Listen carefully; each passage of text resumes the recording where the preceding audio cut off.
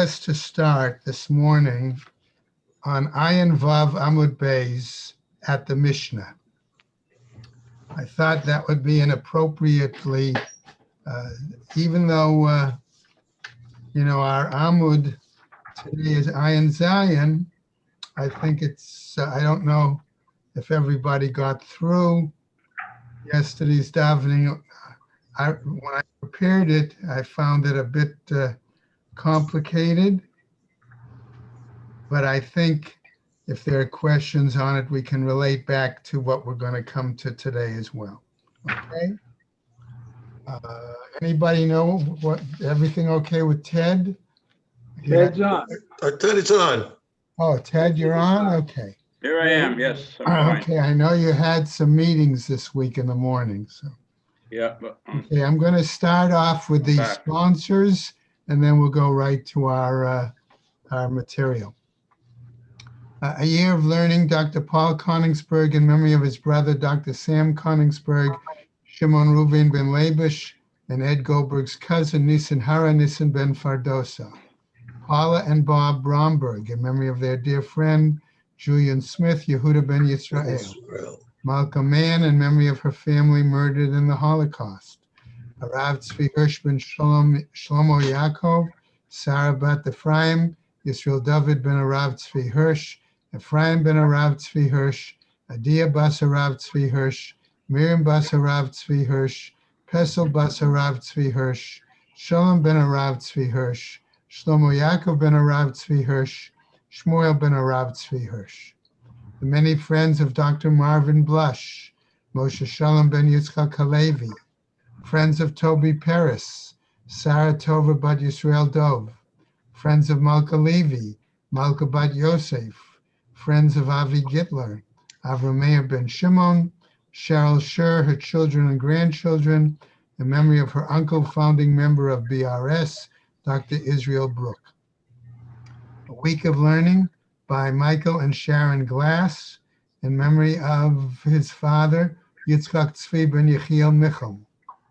Also today is a day of learning by Carla Gross, in memory of her husband, Yehuda Aryeh ben Yehoshua. Today also, let's call it Lahavdil for a moment, a day of learning by Gail and Milton Miller, in honor of their friend and Baltkia, Michael Toporetsky. Okay? May Shemas have an Aliyah, Krank Rafia, Velti Yashir, Shema Tzliya, Israel, Good Gebenched, Yar. Hey. Right, we have, just to point out, if you didn't see the bulletin, besides the condolences, some nice simchas, bar mitzvahs, engagements, weddings, things like that. It's nice to see simchas in the community. Okay, so on Ayin Vav Amud Beis, we're done with the discussion of the windows, okay? And all the geometry that you needed to know for the windows. So we're back to walls and back to chatzerot, okay? Normally we've been talking about the fact that, and this is going to lead into the Mishnah, you have a wall between two courtyards. How high is the wall? How wide is the wall? Okay? Assuming for the moment that the wall is 10 tfachim high, a minimum of that, okay, and a width of 4 tfachim, okay, then that wall is going to be a separate reshus. Right. Okay. Now it could be a patur if it's less than 4 tfachim. It could be a karmelit if it's 4 tfachim or more in width. Okay. So as we now go into this new Mishnah, okay, we're going to see that the question is, who may utilize the top of that wall? Or in what ways could we say that these two courtyards, do they really need separate eruvin? Okay, a separate eruv chatzeros for each, or is there some way that they might put a single Eruv Chatzeros together. Now, clearly, if there's a petach, if there's an opening, a doorway or something there, they could have a single Eruv. Right. If there's a window, and then you can go use open and close the window, they could have a single Eruv there. Okay? Those are things we've seen so far. But our Mishnah and then our Gemara is going to go on to explore other possibilities. Okay? Matnitin, okay, on Ayin Vav Amud Beis, about 3/4 of the way down the Amud. Kotel Shabein Shtei Chatzerot. We have a wall between two courtyards, right? Gavoa Asara. We've said the height is at least 10 tfachim. V'rochav Arba'a. And the width of the wall, okay, is 4 tfachim. Okay? Ma'arvin Shnayim. Okay? According to the Mishnah, right, they may join in having two separate Eruvei Chatzerot. Ve'ein ma'arvin echad. Okay, and they are not permitted to join in a single Eruv Chatzeros. Hayu barasho perot, if there are produce, foodstuffs, whatever, on the top there of that wall, okay? Elu olin mikan va'ochlin, ve'elu olin mikan va'ochlin. Those on one courtyard can climb up and eat the fruit off the top of the wall, okay? Those who, excuse me, are from the other courtyard can climb up on the top of the wall and eat the fruit there. Ubilvad shalo yaridu lematan, okay? But on the condition, or primarily, they cannot take that fruit, okay, from the top of the wall And bring it in. and down into their courtyards, right? Okay. Now the Mishnah continues, right? Nifritza hakotel. Let's say we say now that there was a breach in the wall. Okay? Ad eser amot. If the breach is up to 10 amos, right? What happens? Ma'arvin shnayim. They may still each have their own separate eruv. Ve'im ratzu, but if they choose to, ma'arvin echad mibnei shehu kepetach. They could, however, because of that breach in the wall, it might be considered like an opening, and therefore could be considered one large courtyard, and they could get by with one eruv chatzeros. Yoter mikan ma'arvin echad.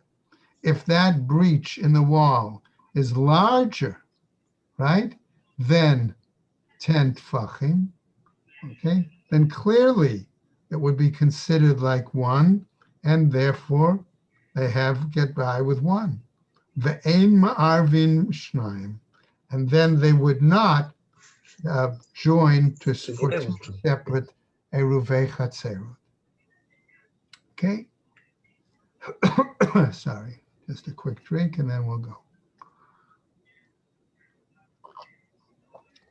So the Gemara picks up and says, regarding this wall between the two courtyards, let's say that the width of the wall is less than 4. Ein bo arba'a mai, right? If the wall is width less than 4 tfachim, what's the law? Amar Rav, Rav's opinion is avir shtei rishuyot sholetet bo. Okay, that according to Rav, the air from each chatzer meets above the wall, and therefore that's going to control it. And as a result of there, lo yaziz bo afilu melo neima. that one cannot move any of the fruit or produce from the top of the wall, even a hairbreadth. Okay, that's the point. However, as we go to today's daf, on Ayin Zayin Amud Aleph, we see a machloket with Rabbi Yochanan giving a different view. Elu ma'alin mikan va'ochlin, ve'elu ma'alin mikan va'ochlin. Says Rabbi Yochanan. These can climb up, okay, va'ochlin, and eat it. Namely, they could eat it on top of the wall, but the implication is they could also bring it down from the top of the wall and eat it in their own courtyard. Okay, right? That's what seems to be the case. All right, or at least eat it on top of the wall. Okay, Tznan, as taught in a Mishnah, Elu ochlin mikan va'ochlin, ve'elu olin mikan va'ochlin, as cited in our Mishnah that says those can go up and eat and those that can go up and eat. Olin en, ma'alin lo.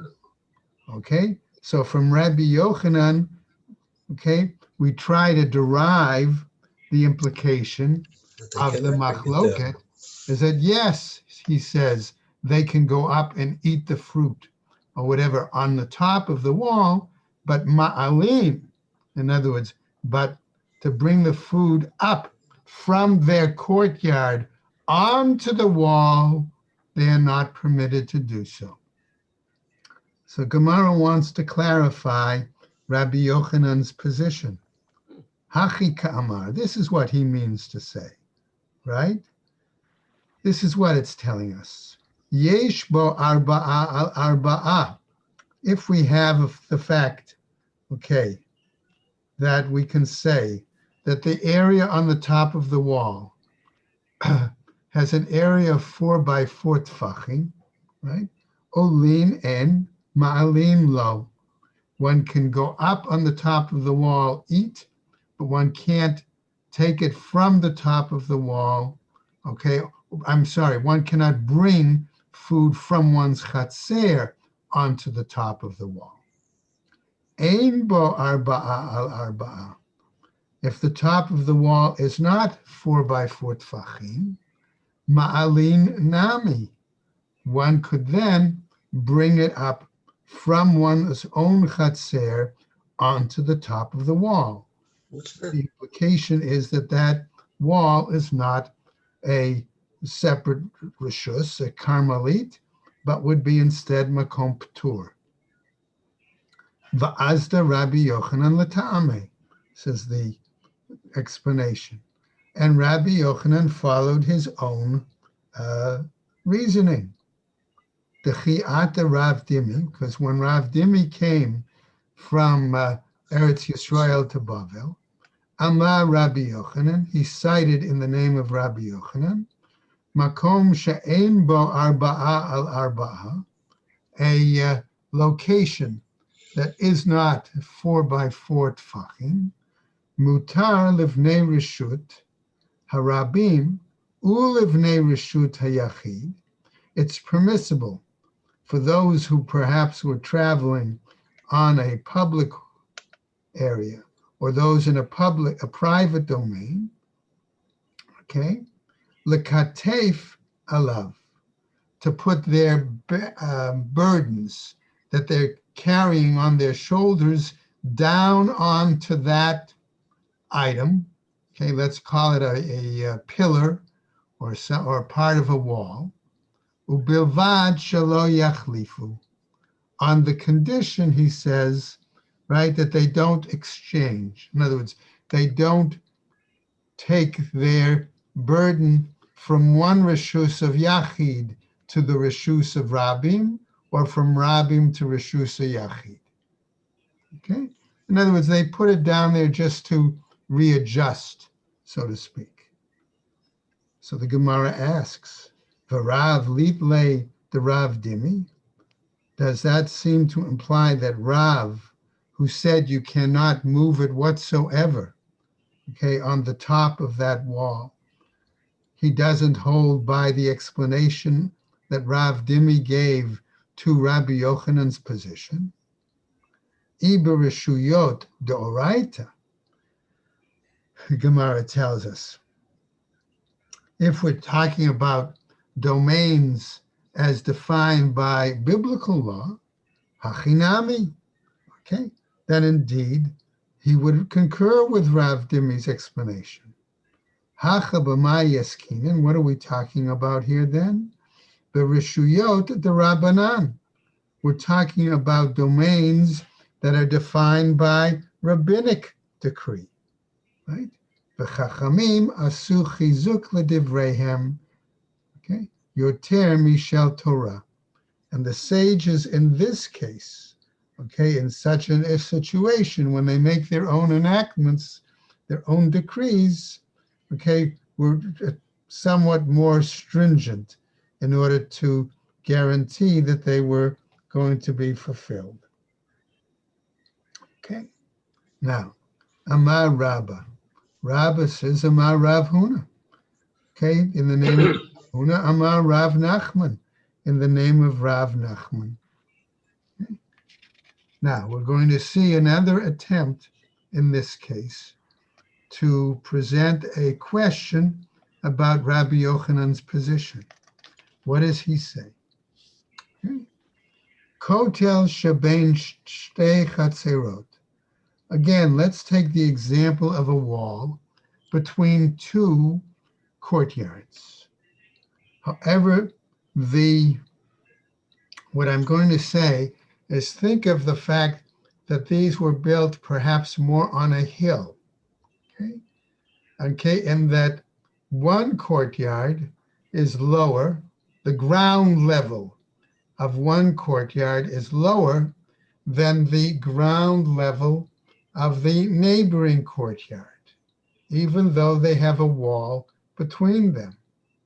So the courtyard with the lower ground level, we could have a situation where the height between ground level and the top of the wall is certainly 10 tfachim.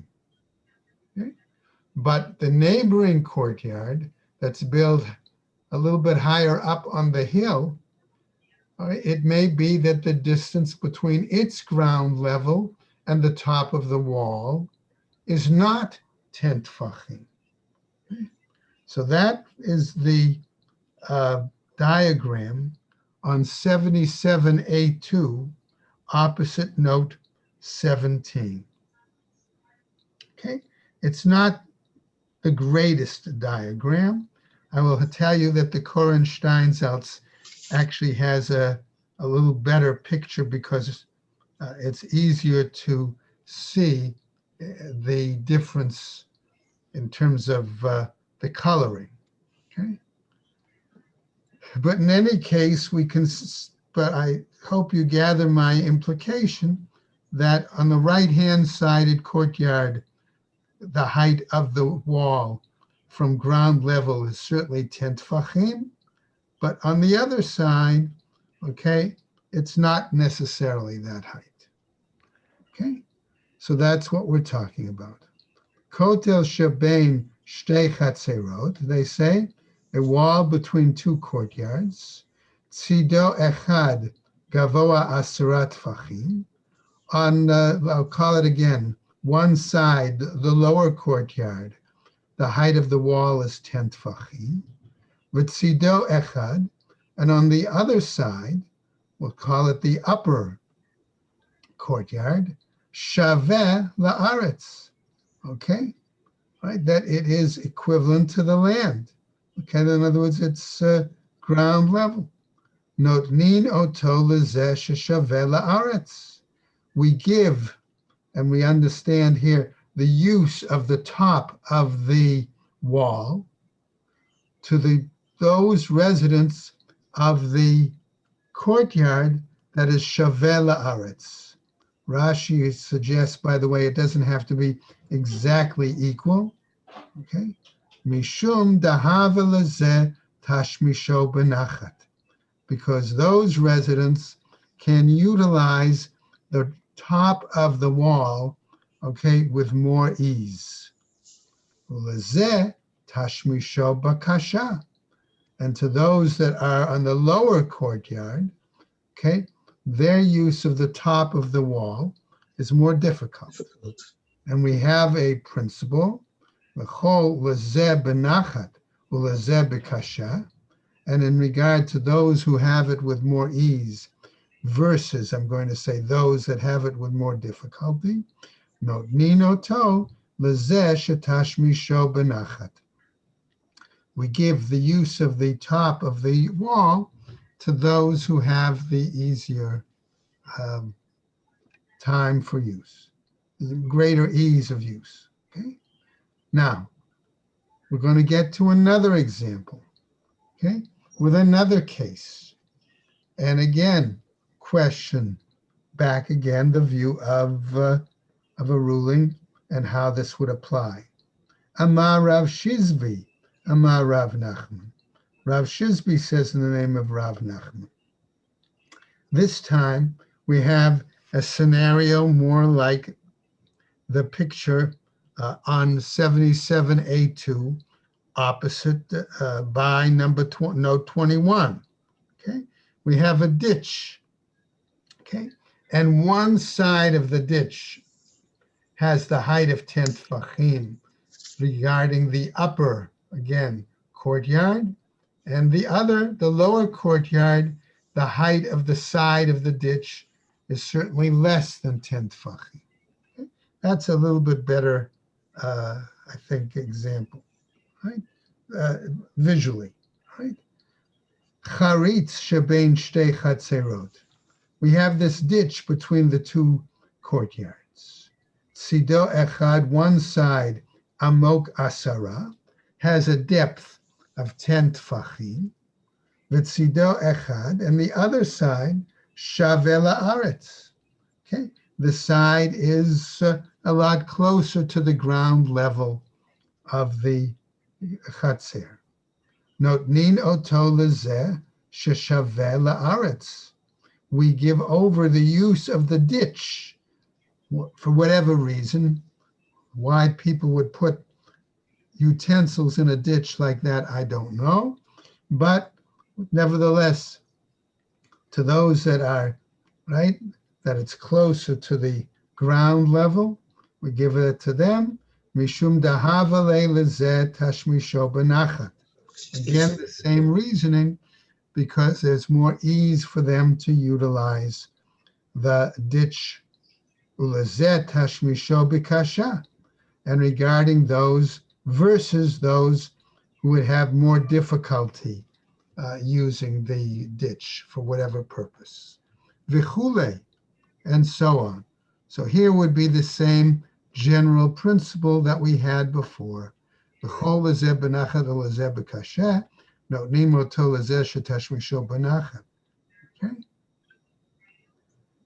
Utzrichi, says the Gemara. And the Gemara says, wait a second. Do we really need to have both examples? Yes, says the Gemara.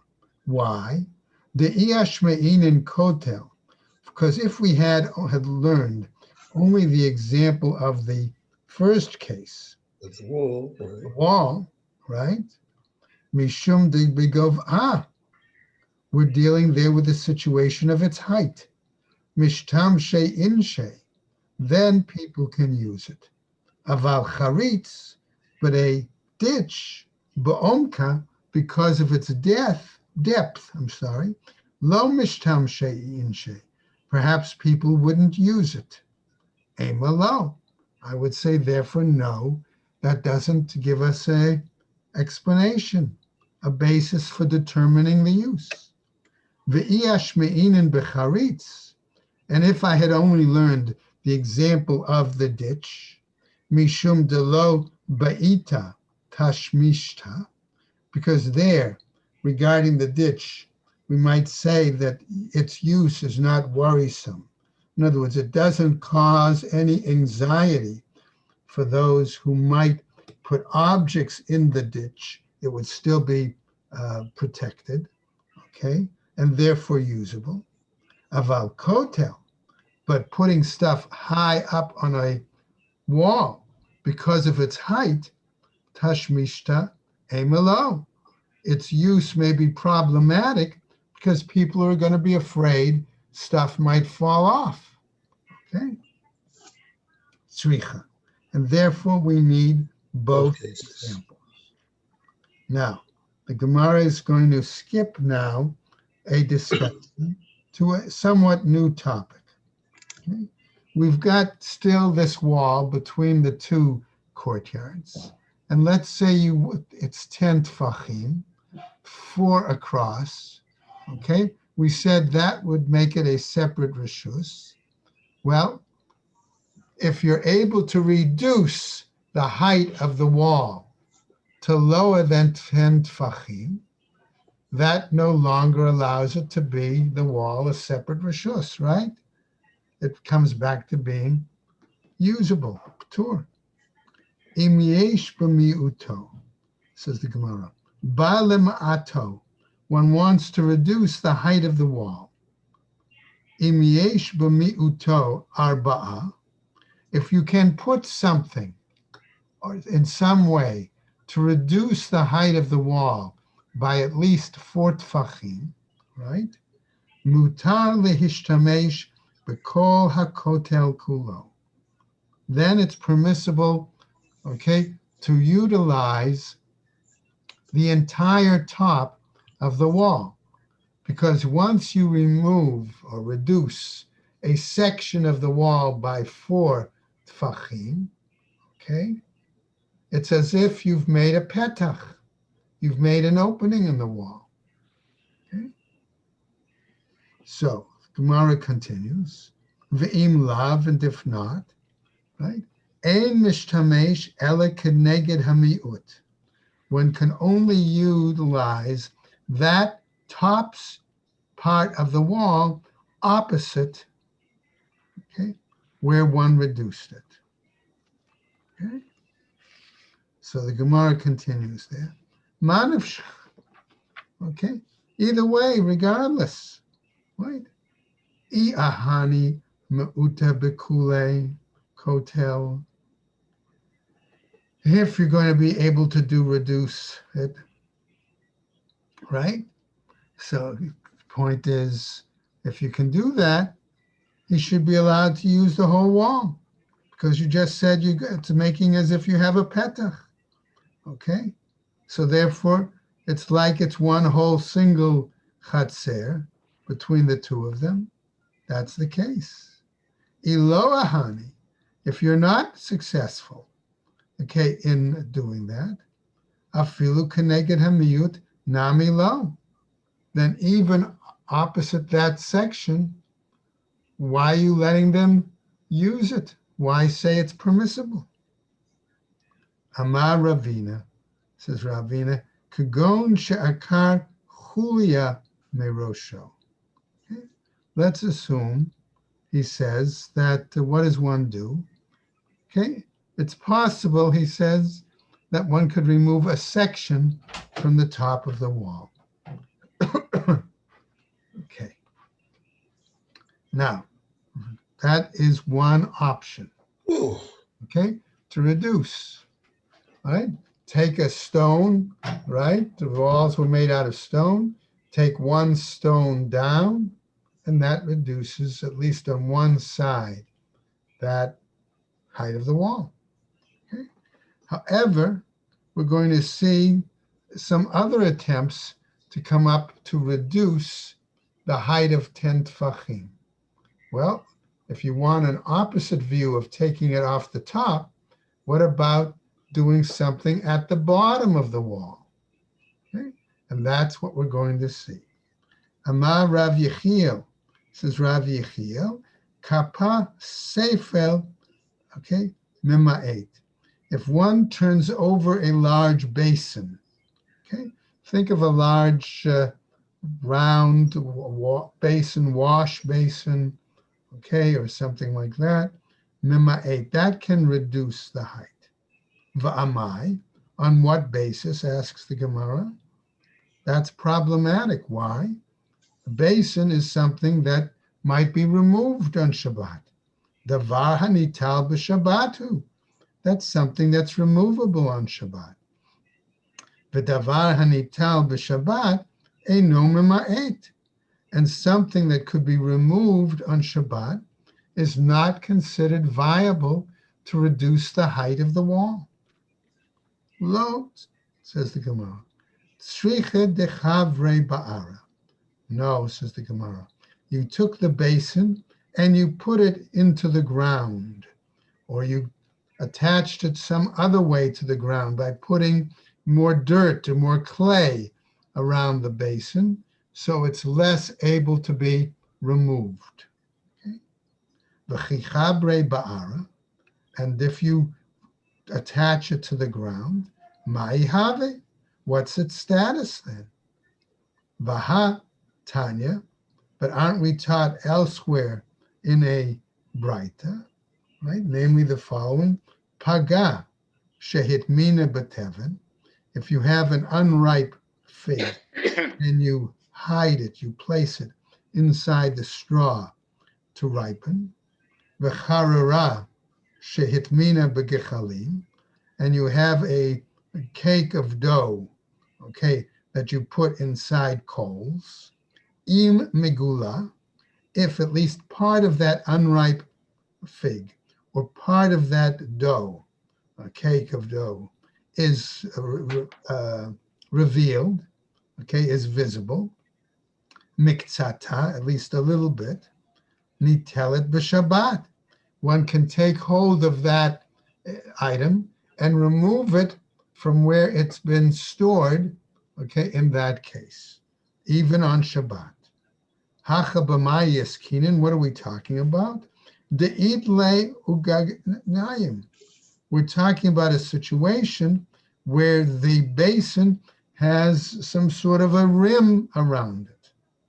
V'che'it le ugnayim, ma'i have, asks Ma. So what if it has a rim around it, some protruding rim? Okay, what's the significance of that? V'hatnan, and isn't it taught elsewhere in another Mishnah? Hatomein lefet utznom tachat hagefen. We learned there where we say that if one was to store a turnip or a radish, okay, underneath a vine, okay, in the vineyard, right?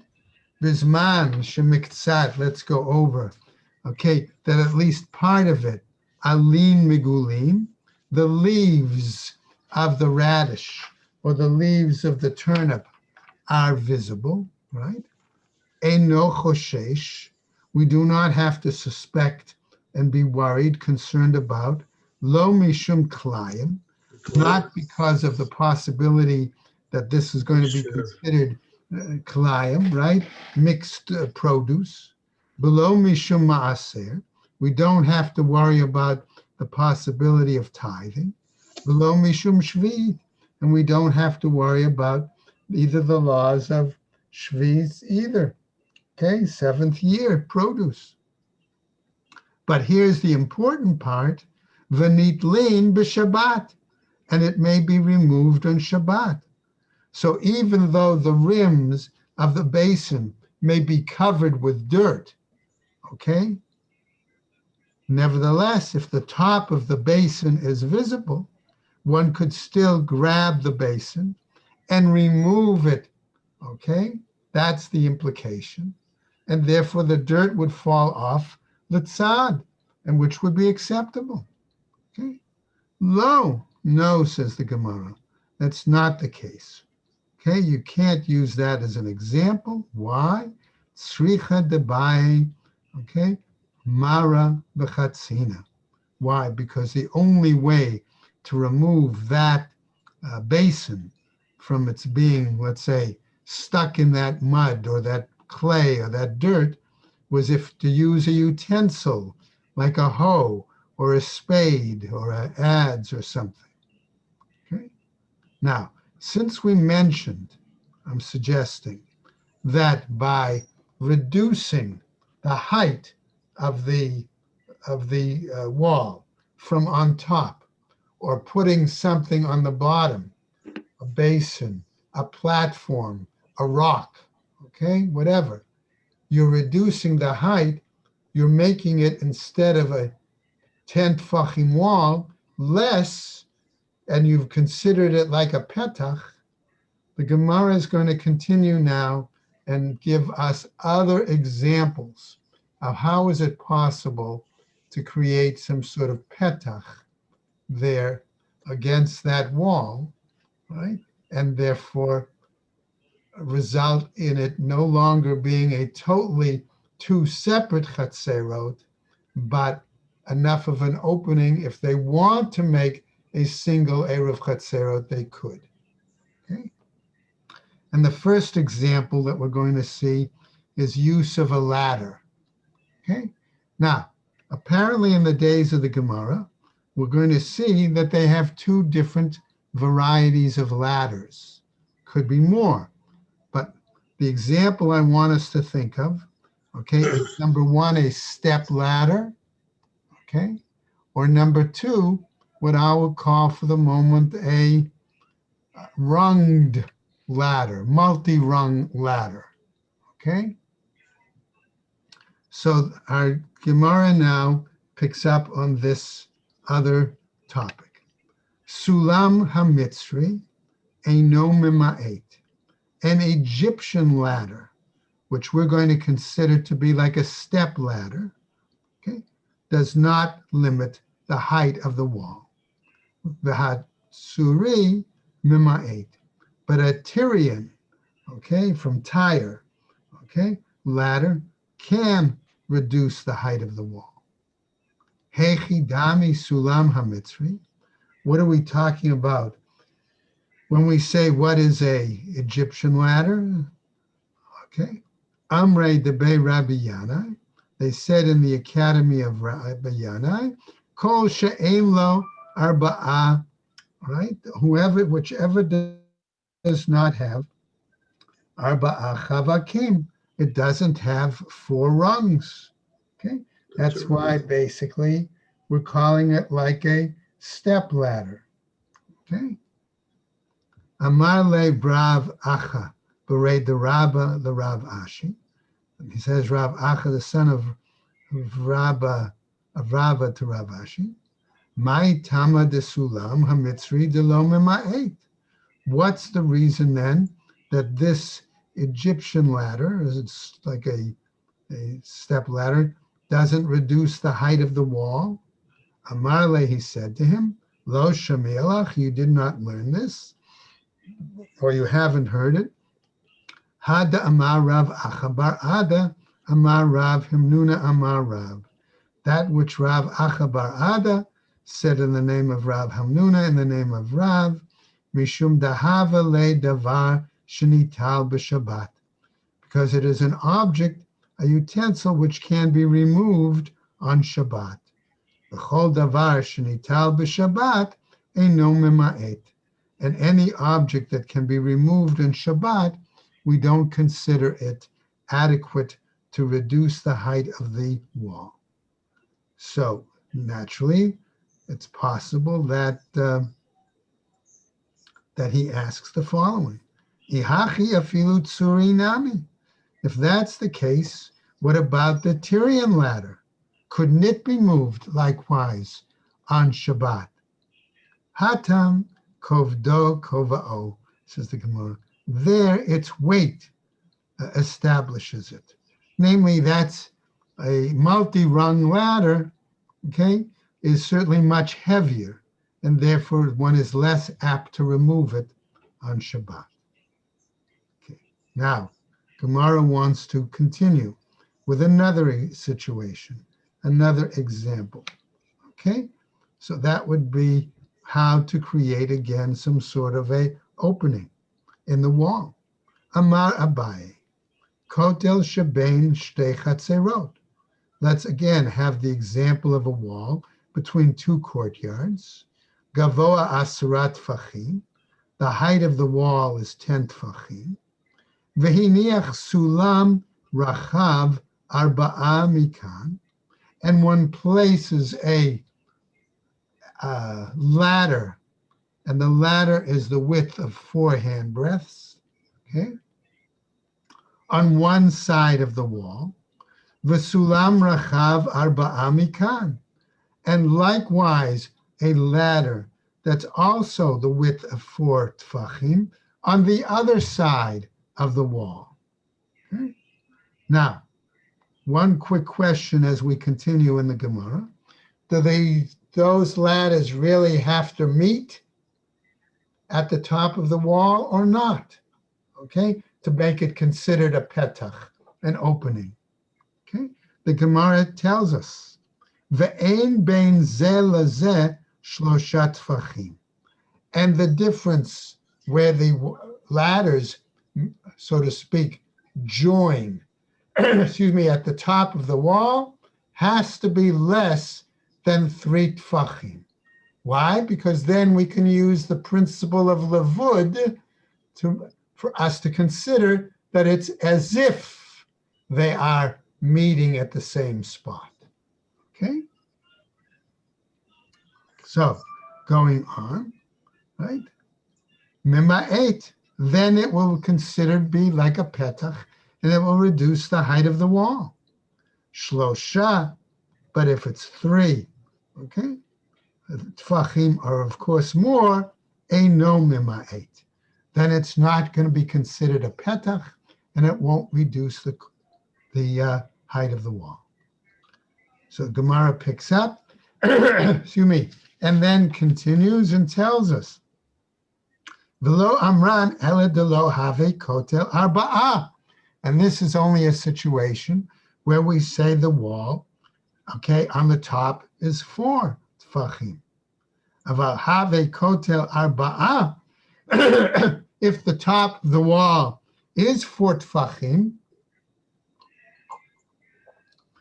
okay, afilu muflag, even if the 2 ladders are further apart, tuvanami, even then, okay, we could still consider it appropriate for a petach. Why? Because a person climbs up one ladder, can walk on the top of the wall, and then climb down the other ladder. Okay? So, Gemara picks up with a new point. Okay? Another method, another example. Amar Rabivi bar Abai, he says, Bana itztava. A person builds some sort of a platform, al gav itztava, on top of another platform. Look at 77b2, the diagram roughly opposite note 17. Okay, just at least it gives you some idea of what it's talking about. Em yesh be'itztaba hatachtona arba'a, if the bottom platform is at least 4 tfachim, mema'et, then in this kind of a dual platform, okay, will reduce the height of the wall. Inami, it's also possible, ein betachtona arba'a, that the bottom level of the platform doesn't have 4 tfachim, v'yesh ba'alyona arba'a, but the upper level of the platform is 4 tfachim. Ve'ein bein zeh lezeh shlosha, and the height difference between the 2 platforms is less than 3 tfachim, right? Mema'et, then it is going to reduce the height of the wall. V'amar Rav Nachman, and Rav Nachman now says, Amar Rabba bar Abuha, in the name of Rabba bar Abuha. Let's take another example. Sulam, a ladder, sheshlivoten porchot, okay, that the rungs of the ladder, and there's a difference of opinion between Rashi and Tosafot, what the term porchot is. But I'm going to suggest to you that that if we look at the diagram on 77b2, opposite note 20, Now look at the right-hand side of the diagram, the picture of that ladder, okay, that it's wide, okay? In other words, some of the rungs are wider than other rungs, okay? That could be, right, happens, right? Im yesh b'shliva hatachtona arba'a, if the bottommost rung has a width of 4 tfachim, mema'et, it's going to reduce the height of the wall. Inami, or it's possible. Ein b'shliva hatachtona arba'a. The bottommost rung is not 4 tfachim wide. V'yesh b'shliva ha'elyona arba'a. But the uppermost part of the ladder spreads out, and that rung is 4 tfachim wide. Ve'ein bein lezeh lezeh shlosha, and the height, okay, from one rung to another is not 3 or more tfachim, mema'et. Then it's going to reduce the height of the wall. Now, v'amar Rav Nachman amar Rabba bar Abuha. We'll go over just a little bit. Rav Nachman says the name of Rabba bar Abuha. Another example. Excuse me. Ziv. We have a ledge that's into the wall. Hayotze min hakotel arba al arba'ah. The ledge itself comes out, okay? 4 tfachim out and is 4 tfachim wide, right? V'haniach alav sulam kol shehu, and one puts the ladder up against the ledge, okay? Miato, it's going to be considered like a petach and reduce the height of the wall. V'lo amran ela da'odve alei, and we said this only when we placed it, when it comes up against it. Aval odve bahade, but if they put the ladder next to the ledge, arvache, then that's only as if they have enlarged the size of the ledge, and it's not considered a petach. By the way, if on Ayin Chet, if you look down on the Tosafot, okay, you can see that Tosafot has a different view of what that Sulam Porchot is. But you can see it's wider at the bottom and narrow at the top. Okay, so that's why I referred to that.